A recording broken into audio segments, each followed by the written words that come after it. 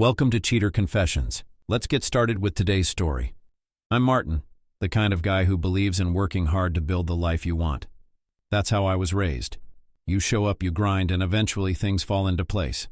At least that's what I always believed. Elizabeth and I had been married for 3 years. We were still figuring out the rhythm of married life. I loved her, no doubt about that, and I wanted to give her the best life I could. That's why I pushed myself so hard. Long hours, weekends spent working instead of relaxing, always thinking, if I just work a little harder, things will get better for us. Every morning I'd wake up at 5 a.m., kiss her on the forehead, and head out. By the time I got home, I was too drained to do much more than eat, shower, and crash.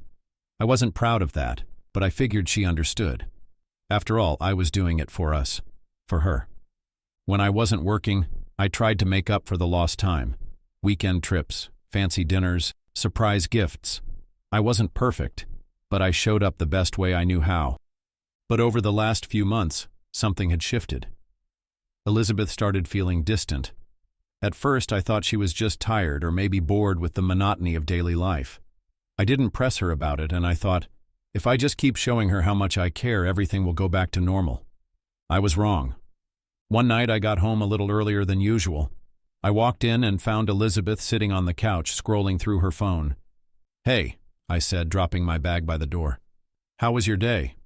She barely looked up. "Fine." It was like that a lot lately. She'd give me one-word answers, and her smile never quite reached her eyes. "Everything okay?" I asked, sitting down beside her.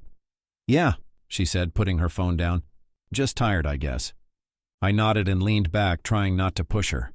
But I noticed she was spending a lot more time on her phone. She'd smile at messages or quickly put it down when I walked in. "Who are you texting?" I asked one evening, trying to keep my tone casual. She hesitated. "Just an old friend." Her answer didn't sit right with me, but I didn't want to accuse her of anything. "Oh, cool. Who?" Elizabeth sighed like I was asking too much. "It's Mia. You don't know her." I let it go, even though I had a sinking feeling in my gut. That Friday, I decided to do something special for her. I left work early, stopped by the market, and picked up ingredients for her favorite meal: steak, garlic mashed potatoes, and tiramisu for dessert. When Elizabeth got home, the table was set with candles, music playing softly in the background. "What's all this?" she asked, raising an eyebrow. "Just wanted to do something nice," I said, pulling out her chair. "For us." She smiled, actually smiled. And for a moment I thought maybe I'd done something right. "This is sweet, Martin," she said, sitting down. "You didn't have to go through all this trouble." "I wanted to. You deserve it." Dinner started off great. We laughed, talked about random things, and for the first time in weeks, I felt like we were connecting. Then she reached for her third glass of wine. By the time she was on her fourth, the mood had shifted. "You're such a good guy, Martin," she said, swirling the wine in her glass. "Thanks," I said, smiling. "I try." "That's why I married you," she continued. "You're steady, reliable." Her words didn't sit right, but I stayed quiet. "I mean, you're not exciting," she said, her voice trailing off. "But you're good for me." I put my fork down, staring at her. "What does that mean, Elizabeth?" She hesitated, then sighed. "It means, I don't know. I guess I've been feeling like something's missing." "What's missing?" She looked at me, her eyes glassy from the wine. "Passion, excitement, that spark. I'm not attracted to you like I used to." I leaned back in my chair, my appetite gone. "So what are you saying?" "I met someone," she blurted out. My heart stopped. I just stared at her, unable to process the words. "What?" I managed to say, my voice barely above a whisper. "It wasn't supposed to happen," she said quickly. "But it did, and I didn't know how to tell you." I sat there stunned as Elizabeth spoke. She told me she met him at a mutual friend's party. She said he was spontaneous, confident, and everything I wasn't. "It just happened," she said, avoiding my eyes. "How long?" I asked, my voice cold and flat. Her eyes darted away. "A few months," she whispered.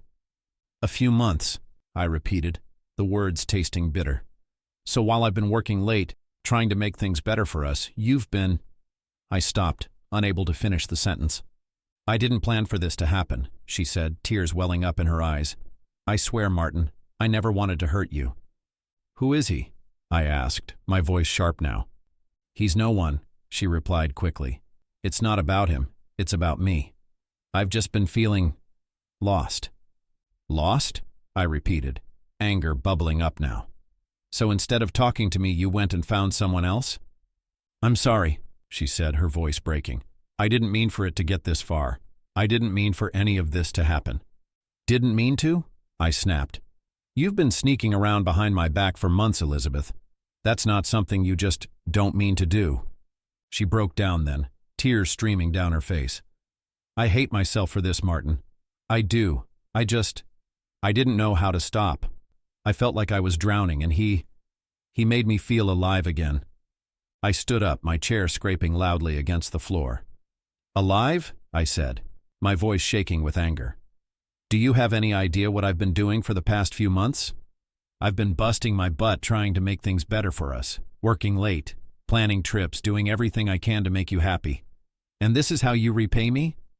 She didn't say anything, just sat there sobbing into her hands.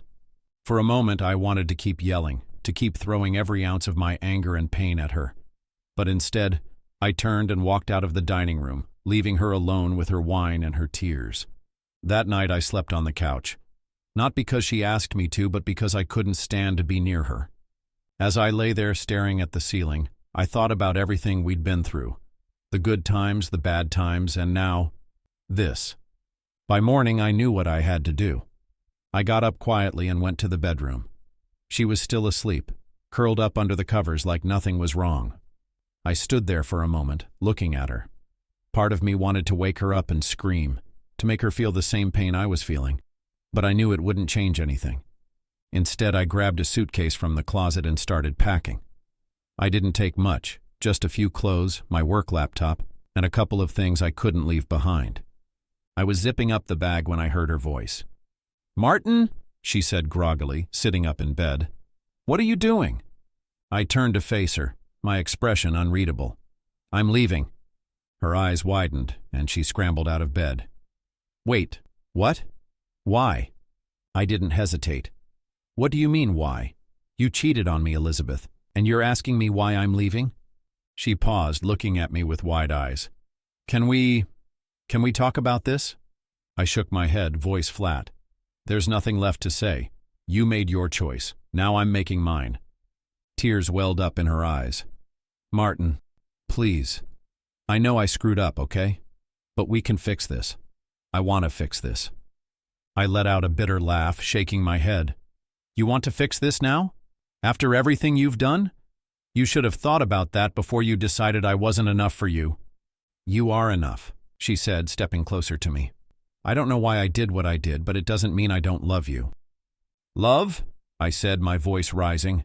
You call this love? Lying to me? Sneaking around behind my back?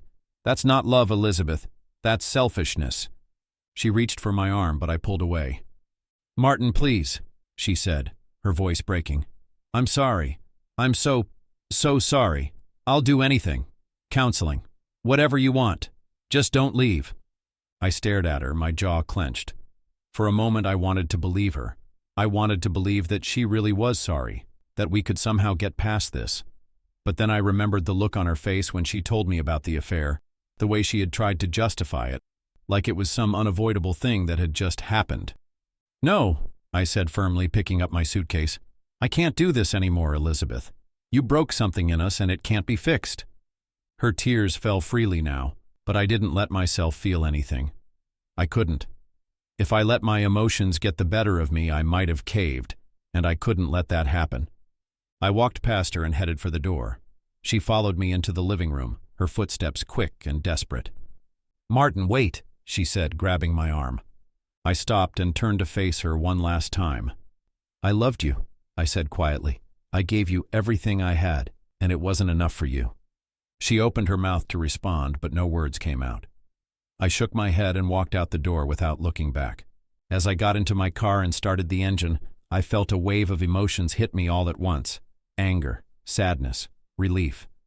My hands trembled on the steering wheel, but I didn't stop. I couldn't stop. Driving away from the house, I realized that the person I used to be, the man who would have done anything to save our marriage, was gone. Elizabeth had shattered him the moment she decided I wasn't enough. I didn't just leave the house that day, I left the marriage behind. I had made my decision, and there was no going back. Over the next few weeks, my life turned into a series of necessary but emotionally draining steps to untangle our lives. The first thing I did was contact a lawyer. I wanted everything to be as clean and straightforward as possible.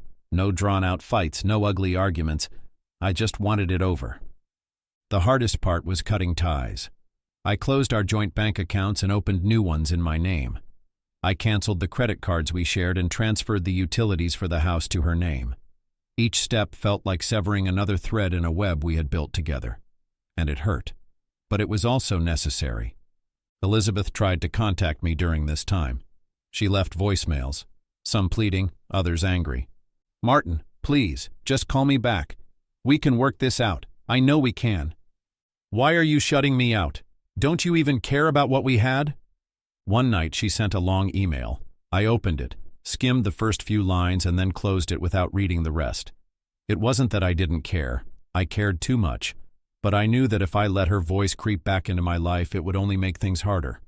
The divorce was finalized quicker than I expected. We agreed on terms without much argument. She kept the house, as well as a modest settlement.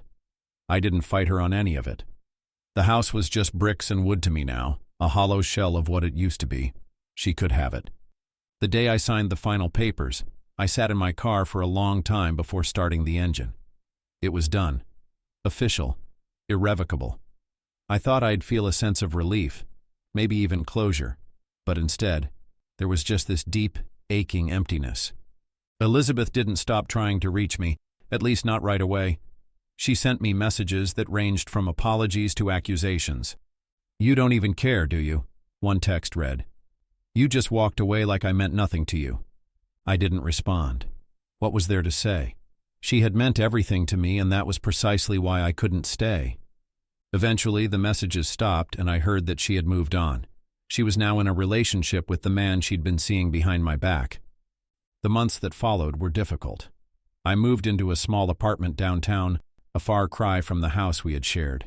It was quiet, almost too quiet. I filled the time with work, trying to bury myself in projects and deadlines. But no matter how busy I kept myself, there were moments when the loneliness crept in. A year after the divorce, I heard through mutual friends that Elizabeth wasn't doing so well. The guy she'd left me for had dumped her just 3 months after they started their relationship. She'd blown through her settlement money and was struggling to keep up with the mortgage. She tried to rebuild her life, but nothing seemed to stick. Friends who had supported her at first started drifting away. She was alone. Meanwhile, I was slowly piecing my life back together. I got a promotion at work, started traveling more, and even met someone new. A kind, understanding woman named Sarah.